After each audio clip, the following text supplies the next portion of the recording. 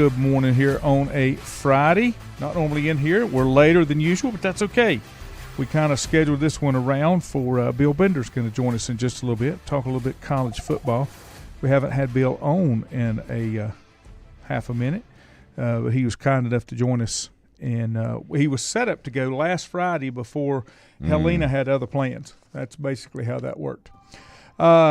Since we haven't been together, I got a couple of things me and you'll talk about quickly before we get into the topic that I just gave you. Here's the first one. I am not a Bob Costas fan. I think I've said that before. He lost me when he did his gun control thing during a Sunday night halftime. I didn't think that was appropriate, or a Monday night. He can have his opinion. That's just not where I want it. Turn it on around to you. Yeah, there you go. So, but here, I like what he said. He said something. He was on Greeny's show on Tuesday, and it was talking about Pete Rose. And you and I think we kind of agree on Pete Rose. I've got Bob Duckworth. He's not on board with him getting in. Mm-hmm. But here's the thing. If, because it's still a topic that's not gone away, Costa said, and as you know, Greeny, if you had a slow day on a talk show, you could just say, hey, folks, should Pete Rose be in the Hall of Fame? And the phones would light up. That's just the way that it worked. Now, here is what Costa said before he finally went off. They'd already kind of done their goodbyes, and Costa said, I got one more thing I would like to say. He said, okay. He said, justice is one thing. Justice can be tempered by mercy. No one is nominating, even in death, Pete Rose for Citizen of the Year. But it is cruel and unusual punishment that the game he loved, the game he gave so much for, is so much a part of its history and turned its back on him in the case of the Hall of Fame. If you gave the history of Major League Baseball, you could not exclude Pete Rose. That's the way I say Hall of Fame should do. But here's the thing that I liked. He's represented in the museum itself because of the hits, but not in the plaque gallery. He said, I went into the Hall of Fame with him once and stood in front of Ty Cobb's plaque, and I backed away because he was looking at the plaque in awe and thinking. He wasn't a reflective man, but for sure thinking in that moment. And he said, I am linked in history with Ty Cobb. Why am I not here?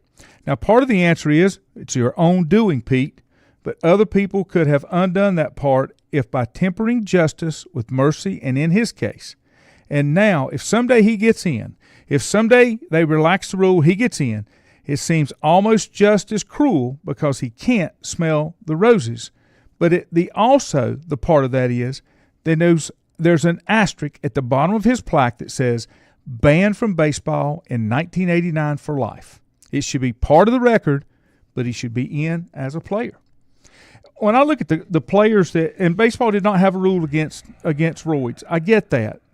But there's going to be some of those guys that get in, and what Pete Rose accomplished, he did nothing to his body or to the game to accomplish what he did.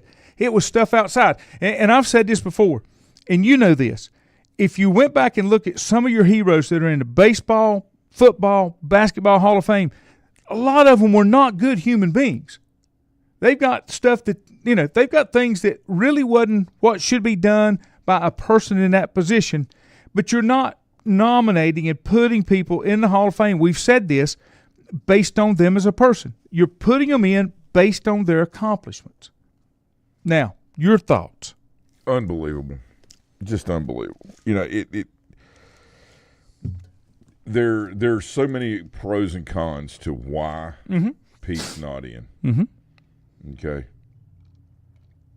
And people can say, well, he did this, and that is the X factor, the one no, you cannot do. He broke a cardinal rule. We all get that. So, he did it after all that was pretty much done. Yeah, he's player manager, but the records are broken. And so now we want to go back and legislate morality. Is that right? Mm-hmm. Okay.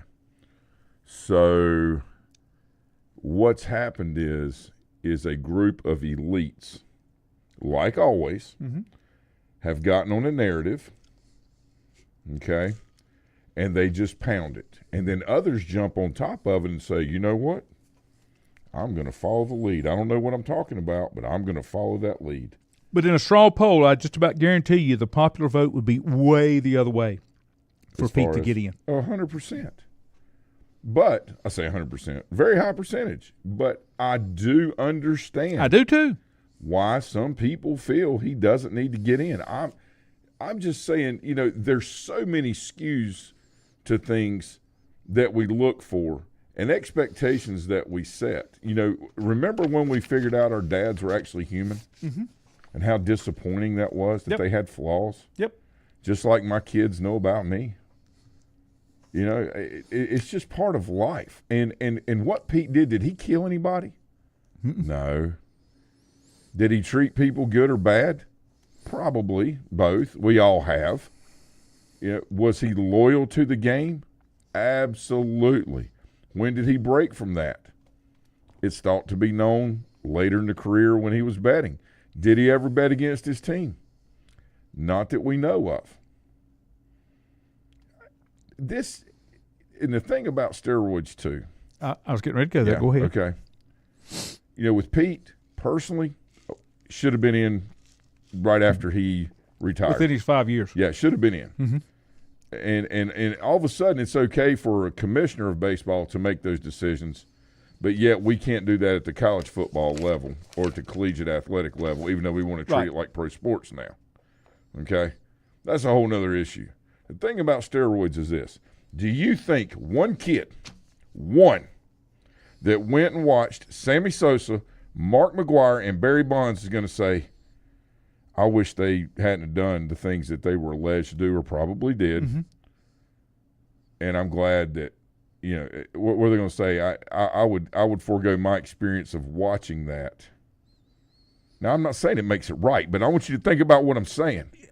And if baseball or any other sport really wanted for it to be pure and clean, then they would have a zero tolerance policy on everything. But see, here's the thing. Everything. This is the thing for. Not, when they were growing up, it was tough, and, their feelings got hurt by so-and-so, like their sixth grade choral teacher told them to fake the words, and, it damaged them for life. And no, zero or let it go. Well, the thing about it is. Very simple. The part that bothers me about the steroids, do I wish they hadn't have done it? Absolutely, because baseball's based on stats. But here's the deal. This is the part where baseball doesn't take responsibility. It was not against the rules when they did it. And baseball used it to their advantage because of the ratings increase it had with people watching the games, watching the home run chase. Baseball didn't care how they got there. It brought eyeballs and revenue. And that's very hypocritical, in my opinion, because you could have shut it down. I've said forever, if you want to get rid of stuff, you hand them a jar or have somebody stand there and hold the jar and have them pee every Monday, and you tell if they're clean or not.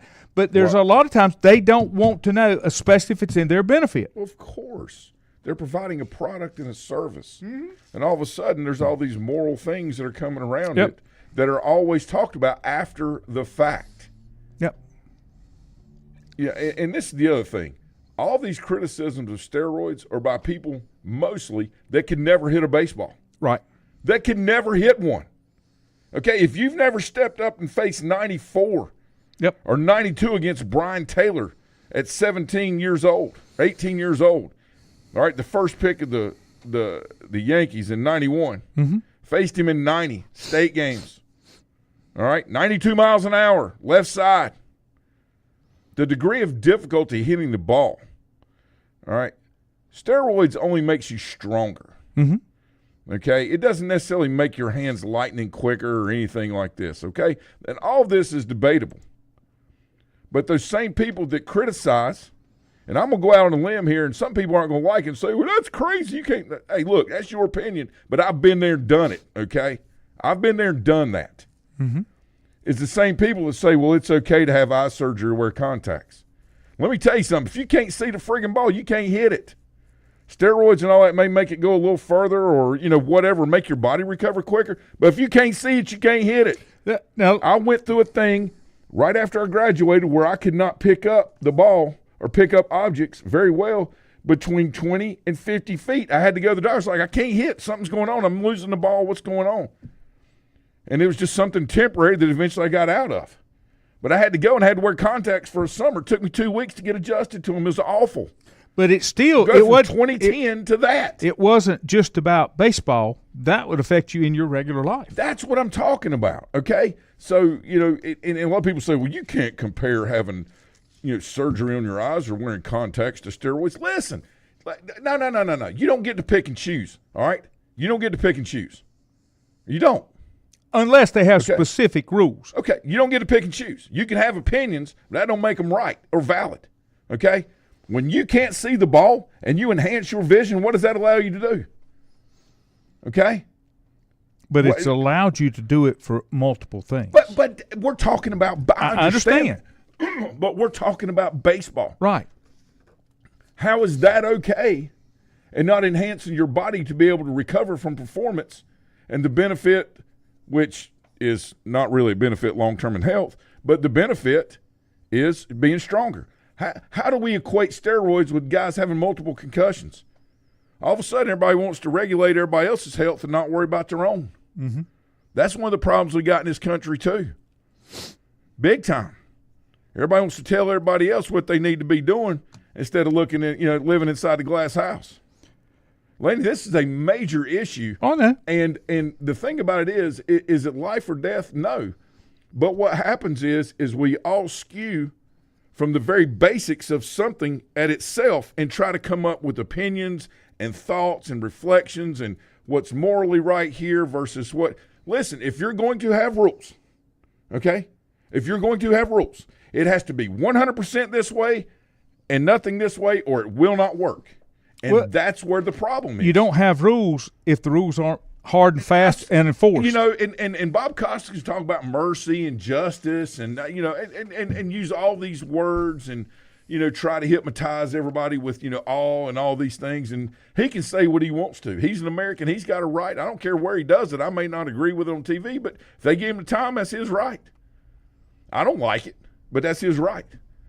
And I don't care if anybody disagrees with me. I'm just saying, having been there and done that, when you go down to the very basics of performing a skill and task, any way that it is enhanced other than through your own hard work and dedication, you can find excuses why you should be allowed to do this and not do that. And people say, that's contacts or, having the eye surgery. That you shouldn't equate that to steroids. I'm talking about performance enhancing. Right. I'm not saying injecting anything or taking a pill. I'm talking about enhancing performance. Anything other than what you're born with, if you want to be that way and have that stance, is what it is. I'm wearing contacts and having eye surgery it's not comparable to somebody injecting themselves or taking something. That's not what I'm saying is we're getting down to the very basics of something.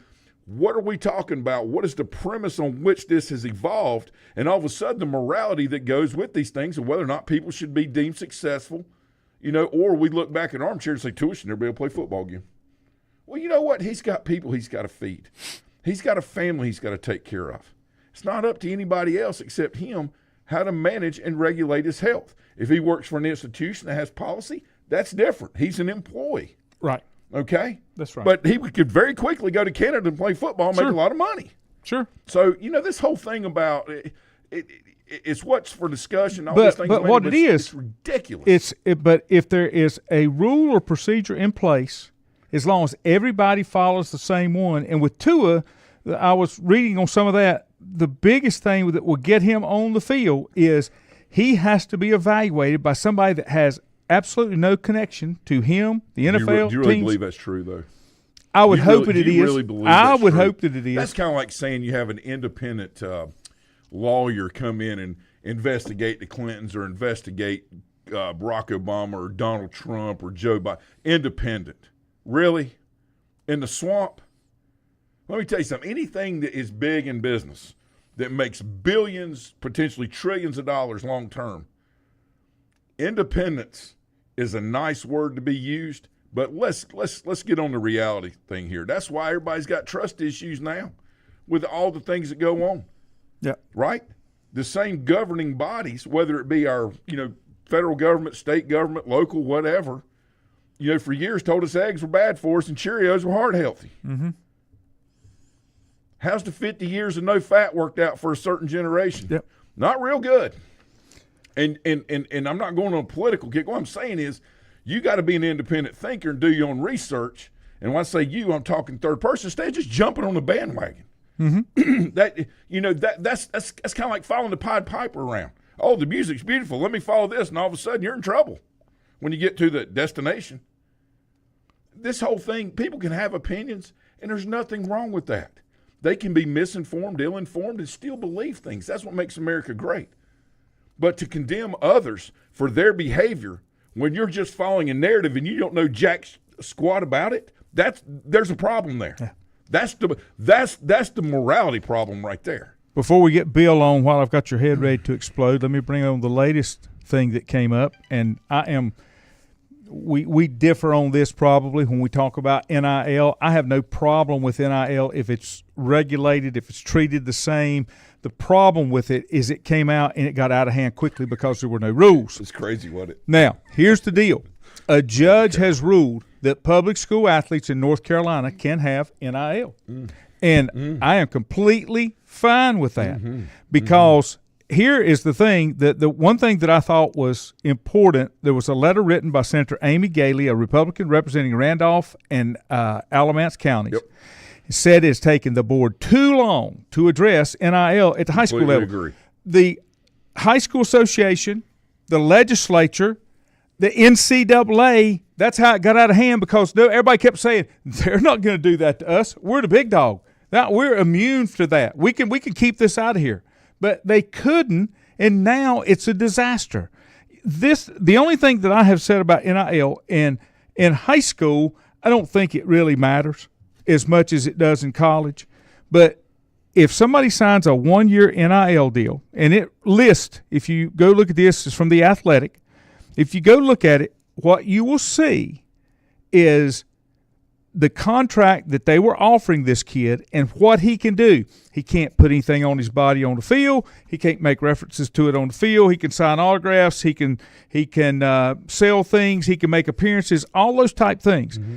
I want NIL, when you sign it, to be truly something that you're paying that individual for their name, image, and likeness, and it has nothing to do with where they play. And when I say that, got two more stories. There's two guys that are going to redshirt this year. They redshirted because they don't want to play where they're playing so they can get in the portal and get out.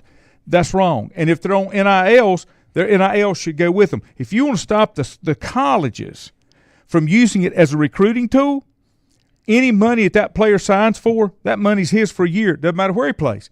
Because if you do that, then it's not tied to the university. It can't be viewed as a university recruiting tactic, which is what's happening now.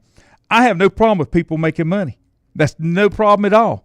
I just don't want it to be one of those things that sways somebody based on where they are and not for who they are. If that kid's worth $100,000 NIL to Carolina, he ought to be worth $100,000 NIL to Clemson or Notre Dame or Tennessee or wherever. When you sign him, either you have rules that say you can't leave for this year, you got to play or you don't get your money. And here's the problem for you. You know this. Nobody is taking this and looking at it and making it a business, which is what it is. When you have businesses, you have contracts, you go to court if you want to fight those type of legal instruments that you've got. And right now, nobody's doing it. It's just I don't know. It's just a mess, I think. Yeah, a lot of great points. And whether this is popular or unpopular, it's not meant to be. I don't care either way. But all this is done under the guise of unionization. Mm-hmm. Okay. So that's what I believe. Now, whether that's truth or fact, whatever. But everything that I've looked at with this, all the research that I've done, the things that I've had time to look at and think about, not listen to other opinions, but think about on my own and where things lead to, it falls back to unionization. Then let me ask you this question. Is that not the only way this can work, is a collective bargaining? Because if the players are all independent, you'll never control this thing. Wasn't that one of the biggest reasons? The NFL went to a union so they could protect the players, but part of it is so that there's some rules in place. Just like if you're a player and you're playing and you want to trade, well, I'm going to sit out if I don't get a trade. Well, you've got to play part of that year. They don't count that year on your contract, and you start all over again with the same year. Well, all that great points again, and I think that the problem herein lies is that Shedeur Sanders or Ewers at Brock Ewers. Okay, all of these players are wonderful players. Completely talented, incredibly all across the spectrum, okay? But the one thing, the ingredient that I think is being lost in all this is they are unable to perform if it was 1 versus 11. Wrestling, I could see NIL because it's one-on-one. Mm-hmm. Now, you have a wrestling partner you train with and all these things, but in the end, it's you against whoever, and it has nothing to do with anybody else. It's kind of like 7-on-7. The 4 other most important factors in a game of football are not even realized during 7-on-7. That's the 2 guards and the 2 tackles. The centers go a lot of times to 7-on-7. So 5 guys up front. Mm-hmm. They're the most important part of football. I watched it Wednesday night. I watch it every Friday night if we play on Friday or Saturday or Monday or Wednesday or whenever we play. I watch it in college football. It's not the people receiving the ball. It's the people protecting those that are distributing and receiving the ball. And so that's where the real problem comes in with this. But would not a collective, would that not address that? Because everybody – Yes, but the problem is you get away from the inner, the scholastic side of football, which many will say, and you have pointed this out very, very plainly and very clearly, and rightfully so, that doesn't exist anymore. But yet there are still rules that you have to pass a certain number of classes. So, that keeps relevance to the university. Basically what we have is we have an educational system that has failed us miserably, okay, from not only, from an educational standpoint. Think of it this way. How do you trust an institution and a group of people that tell you no matter what, you've got to get a degree? And then you go to school, they say, no matter what you do, just get a degree. That's what you got to have. And then when you get out, you have $100,000 of debt without them ever showing you, if you go into this field, this is the lowest that you can make, likely this is the highest you can make, and this is the medium. Now, you make the decision with your parents on how you can take those loans out. You talking about misinformation? Yeah. Okay? So you got to pay attention to where the transfer of wealths are really coming from and who's on the hook for it. And all of this comes back to college football.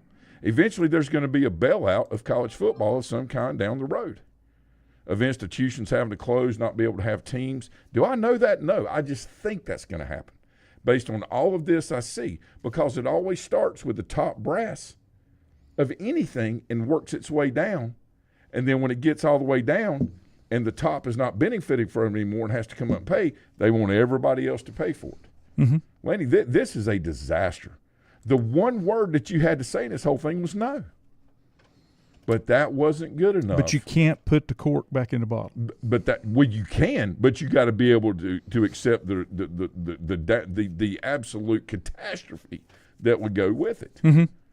Okay, you can do it, but then the fallout is catastrophic when it comes to people following you around, saying things about you on social media, just hounding you and all this, if you are the sole decision maker, which you have to have one. You have to have it. I just don't think there's any other way.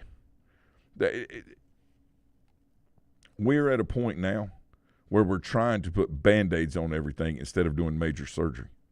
And that's where we are. And how do we get here? Because adults didn't want to act like adults. They wanted to worry about things that really don't matter and push the can down the road. Hey, bud, I'm not. That's just the way it is. It's tough. It's a tough world. And sometimes the word no needs to be heard, enforced, and understood, whether somebody likes it or not. But we got caught up in a generation of feelings and thoughts and how to discipline kids and what you shouldn't say and how you should do it and, all these things. But there's a lot that goes into this. And no matter how we look at this, there's going to be major fallout at some point. There, like anything else, there's going to be winners and there's going to be losers. The one thing I don't like about it is is the people that are performing the task that allow the people to benefit from NIL, okay, both in facilities built and all these other things, are not being justly looked at or compensated as part of a team structure.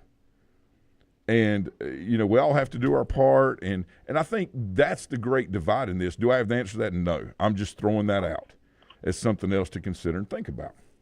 Let me flip over to our phones. Bill, we got you? I'm here. How are you guys? Doing great, buddy. Good, Bill. I appreciate How are you? you taking some time out. It's been a while. We've had hectic schedules around here, but wanted to touch on just a couple of things while we got you this morning, Bill, with Sporting News. I'm assuming names change all the time. You're still Sporting News, are you not? I am. Okay. It's been a while since I talked to you guys, and happy to be on. Good. We appreciate it. We'll try to get you on a little more regular. Mm-hmm. I want to bring out a thing. The College Student Football League, they dubbed this thing, it sent a proposal out on Tuesday about a redefinition of college football. And I think something's going to have to be done with that. 136 different teams, FBS schools, into two distinct conferences, a top 72, and then the current Power 5.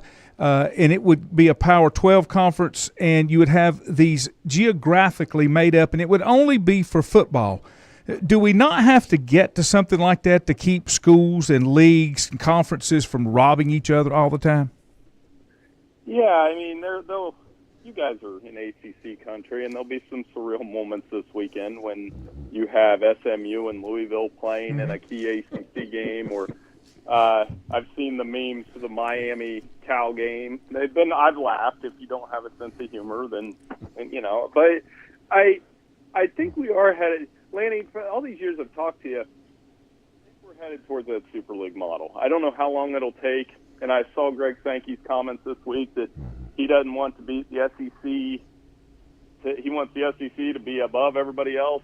I've told people all along, these conferences don't look out for what's best for college football. Right. These conferences look out for these conferences. We've talked about it for a long time, and the only way that you can fix this, and this is where the big rub's going to come from, and it's going to take a pretty good amount of schools to kind of get on board with it. The chancellor / presidents, whatever, do not want to give up the control for their school, university. You're going to have, for lack of a better term, an NFL model where you have one commissioner that's in charge.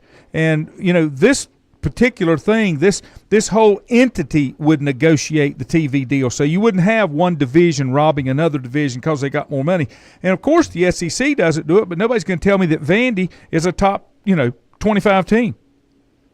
Right. Nick Saban would be perfect for that role. Yes. I know I'm not first person to say that, and sometimes people roll their eyes at the idea of Nick Saban saying what's best. Well, they're like, well, you had the best players for 15 years. But when he talks on game day, I'll say this, I listen. Yeah. What he says about college football, listen. And I think, we need somebody with that kind of voice. I mean, and you need somebody, honestly, when you look across the major sports commissioners, you need somebody that can take it. Like Roger Goodell, I've never heard somebody say, hey, man, I really like that Roger Goodell. Yeah. But he does a good job with the NFL. There's no question. He looks after the ones that it should look after. Here's the other thing, and I'm not a Jimmy Haslam fan, but he's a member of this board, and he owns the Cleveland Browns, longtime booster of Tennessee. But the one quote that he gave that we have forgotten about, we need to bring college football back to the broad national model of its golden years in a system which fosters more competitive balance. And, you think about it. The Oklahoma-Nebraska games, Oklahoma-Texas games, UCLA, Southern Cal, Michigan, Michigan State, or Michigan, Notre Dame, all of those, Notre Dame, Southern Cal. But the thing of it was, those meant something. Now it's just about how much money can I make for the university to keep this thing rolling. Yeah, and the competitive balance thing. Now I would push back that in the last couple of seasons, I was somebody that thought the school or the more competitive balance. But I would argue that, the last 2 years, we've seen TCU and Washington go to title games. Mm-hmm. We've seen Michigan win a national title for the first time in 26 years. But when you look at the landscape this year, are you surprised Alabama's number one? Are you surprised, that Ohio State's very good in the class of the Big Ten? Mm-hmm. By the way, I've been pointing this out for a couple weeks now. There is a chance in 2 weeks that the SEC will have 2 top 5 showdowns on the same day. Wow. Do you even need to run a commercial that day? No. Everybody's going to know when that's coming. I would literally just put up my commercial would be 2 seconds long. It'd be Texas, Georgia, Alabama, Tennessee. Watch our games. That's it. You know what would be great, Bill, is if we had commercials run, 3 or 4 of them, that they donated all of the proceeds to, the relief effort that's going on here, and how much money that would make from the people that are watching. This is almost like Super Bowl type, potential football here on Saturday, right? And that, like you said, this is like National Championship Day all over again. Well, and to your point, my wife works for the Diocese of Charlotte, and we've seen all week what's going on down there. So we're up here in Ohio. We know exactly what you guys are going through. Our prayers go to you guys, and it's devastating. And I think that is definitely one of those opportunities where we could use college football for good. Yes. And yes. I love watching ACC football just the same as everybody else. And I think when you live in Ohio, you never really understand the scope of how hurricanes can impact somebody's life. So definitely, if there's anything we can do to help, let us know. Oh yeah, we thank you for that. When I look at this, they came up with 12 divisions, so to speak. And the other model that I liked in part of this too, and I'm not a soccer guy, so I can't speak really intelligently of it, but you've got that group of 8 that don't make that cut into the Power 12, but depending upon how they play, they can move into that Power 12 because they're outperforming some teams that are in that Power 12 that maybe shouldn't be. That's a great idea. I think, a couple programs that I've always pointed to that were great examples of leveling up. Utah's one. Yep. They were in the WAC 30 years ago, and they've gone through I don't know how many conferences to get to where they're at, but at least 3. And then I would say TCU being the other one. I know they're having a rough go this year, but they've kind of done it the right way. And the school I'm keeping an eye on this year is Boise with they have a running back, Ashton Jeanty, that is averaging 10.3 yards per carry. Wow. That is absurd. And if you look at his stats, I mean, holy cow. He could take a run at Barry Sanders. And I've always thought that record was untouchable, but it would take some work, but he could take a run at it.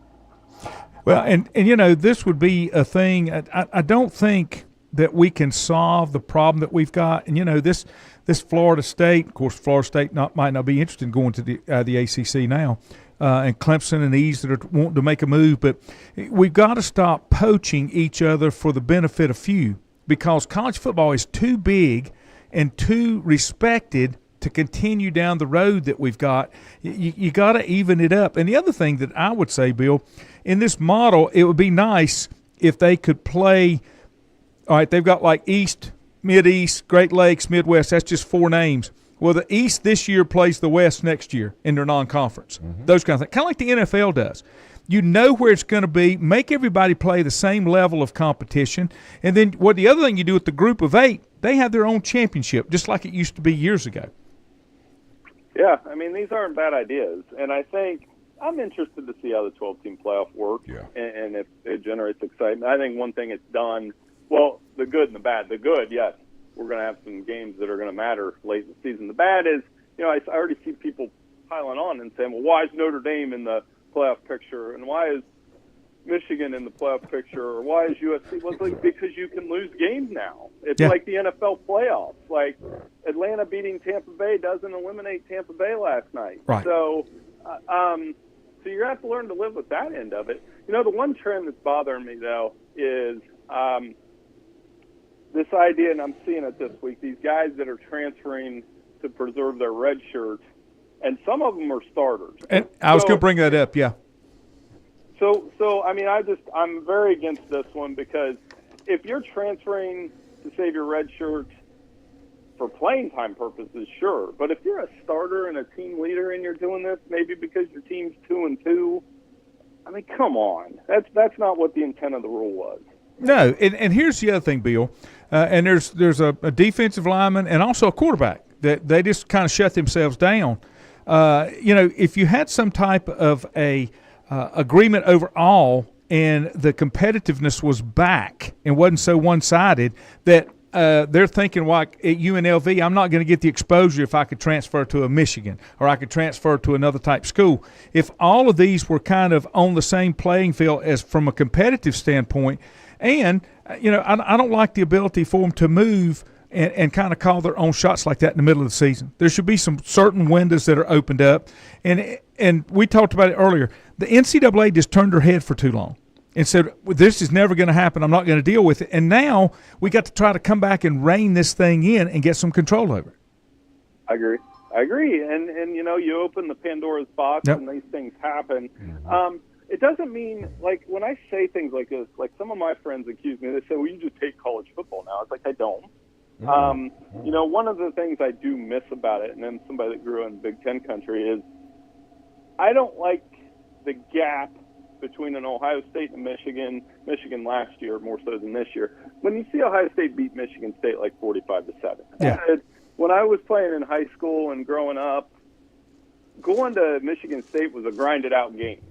I think the gap between certain schools and others has gotten a little too big, and maybe outside of the SEC, and maybe it's just an Ohio State thing. But if it's going to be like that and the gaps are going to be that large, all right, just throw them all in an NFL-type league and do it that way. Mm-hmm. And that's kind of what I think they're going to have to get to bring this thing back to where I don't want to say fair, but I want to say competitive, because I'm like you. I can remember growing up, of course I'm way older, you'd get the TV guide for the week, and if it was Thanksgiving week, you actually had the rosters of the big games that were on Thanksgiving weekend, like a Michigan State, those kind of things. And you've gotten away from that, except for the alumni that are associated with the programs. It's not the way it used to be from outside eyes, outside of the conference or those two programs. No question. And, it's not – and I'm not picking on Ohio State. I think, I'm going to go see them play Iowa tomorrow. Their team's really good, and they've got two good running backs and a fantastic freshman.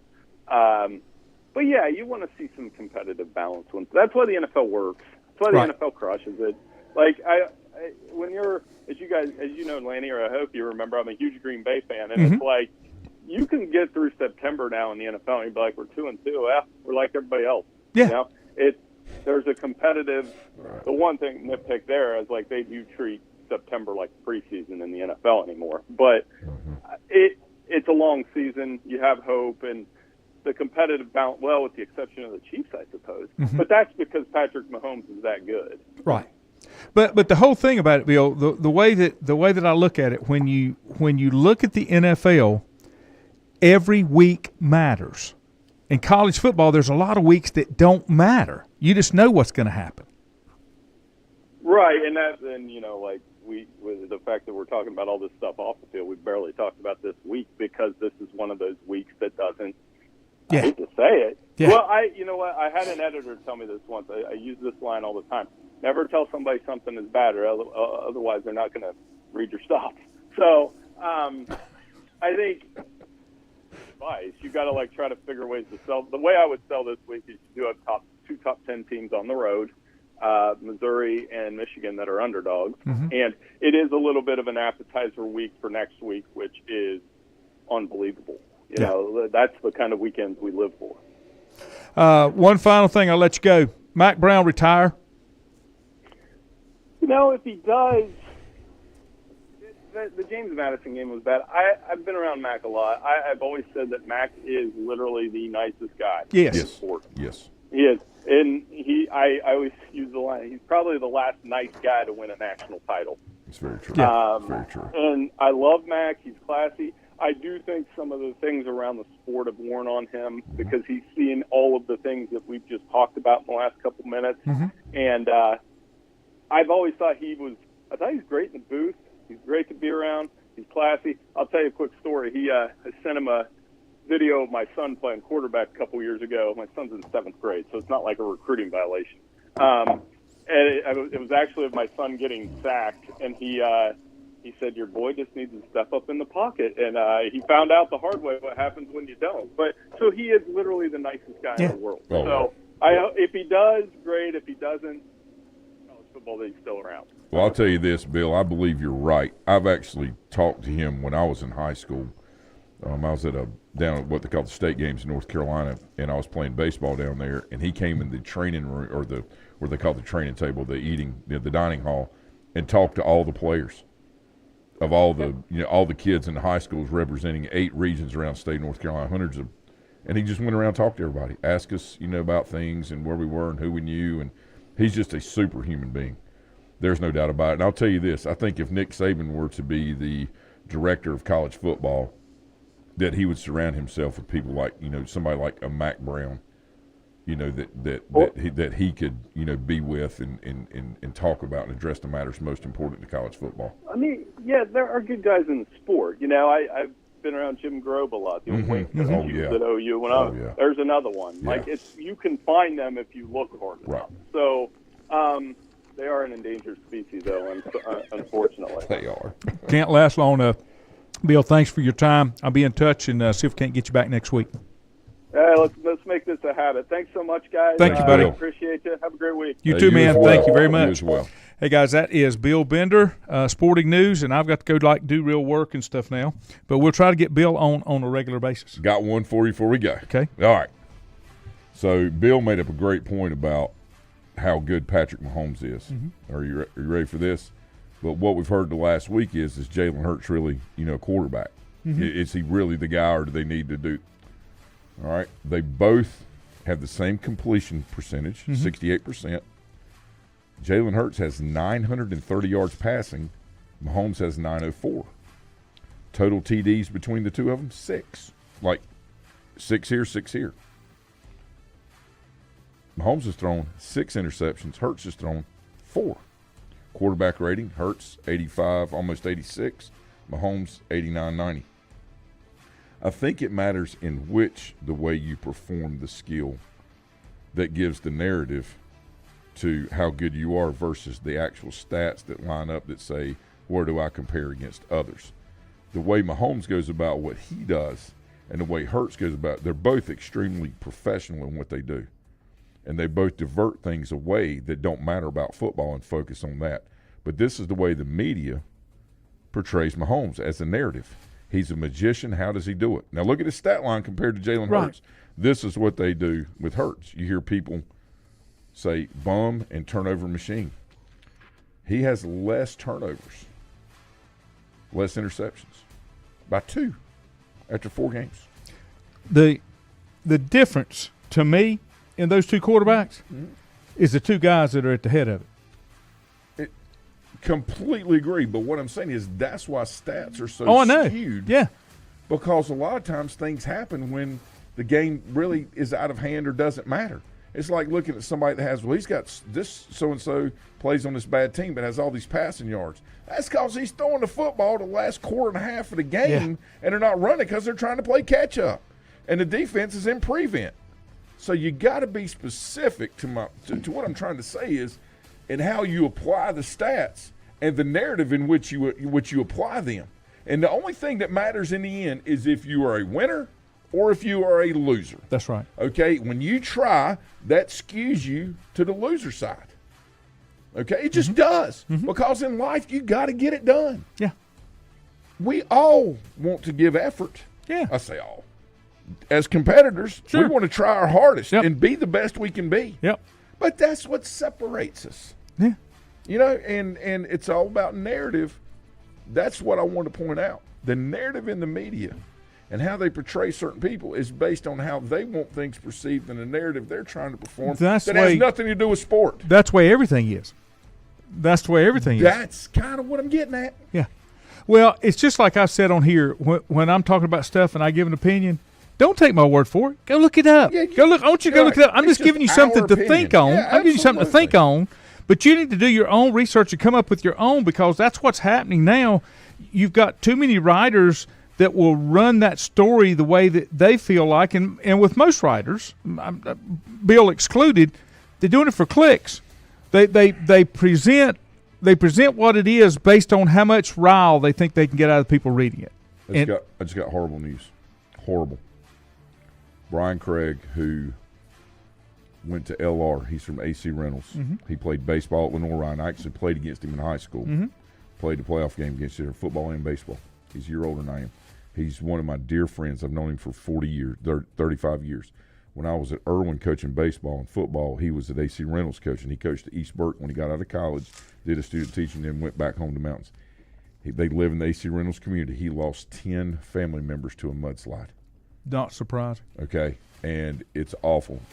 He rescued his wife and children, went back to get his mom and dad and others, and saw a mudslide take the rest of his family out. He is one of the finest people that I've ever been around. And he's someone that not only you could trust your life with, but your money and your wife. Mm-hmm. Okay, and folks, I was up there yesterday in Newland, and the fallout just in Newland alone, not to mention how bad it is in Minneapolis, which is just down the road from Newland, down in the Valley community. These stories are real. You know, a lot of times we criticize our government, and rightfully so. We always should. We need it to be better and more efficient no matter what. Please encourage as many people as you can. Encourage your elected officials at the state level, local level, whatever, to do whatever they can do to help these people. It's cataclysmic what's going on. Mm-hmm. Okay, yes, it happened. Now we got to deal with it. And making up excuses of why we can't, or not letting people go help or do this, or there's too much chaos. We can't. No. This is what happens when there's not organization. Mm-hmm. So we, the people, government included, because they're citizens too, we're all going to have to work together. This is our country. This is our state. This is our community. Okay, we're all going to pitch in to make this better, but we've got to encourage the federal government, who has the resources through the military, everything else, through National Guard, whatever. Get in there and get these people help. Okay, continue to do the work you're doing, but let's pick it up even more. Okay, we can do that. All right, this is not a red-blue issue. I don't get into that crap. Okay, this is a human being and doing what's right issue. We need to step it up, all of us. Okay, Well, do what you can do. Pray if that's all you can do. If you don't have other resources or means of contacts, that's okay. You pray for these people, but we've got to put things in motion. And we got so many people yesterday, volunteers that were up there behind us dropping stuff off. The Baptist Church in Newland was taking food. We took clothing up next door to the Presbyterian Church. They're organizing everything. They are doing it on the ground the way they need to do it. But they need resources in, equipment to move things and get to these people. People are found every day, alive and unfortunately passed. But we've got to get these places rebuilt. Well, here's the thing. It's been a week.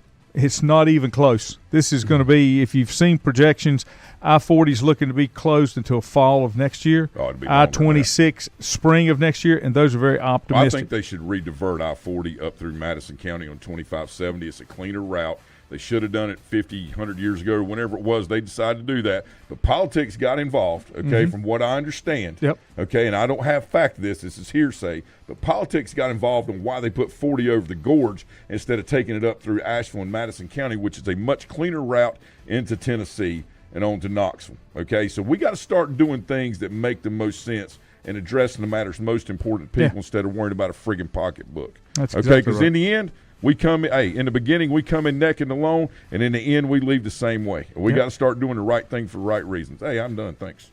Have a great weekend.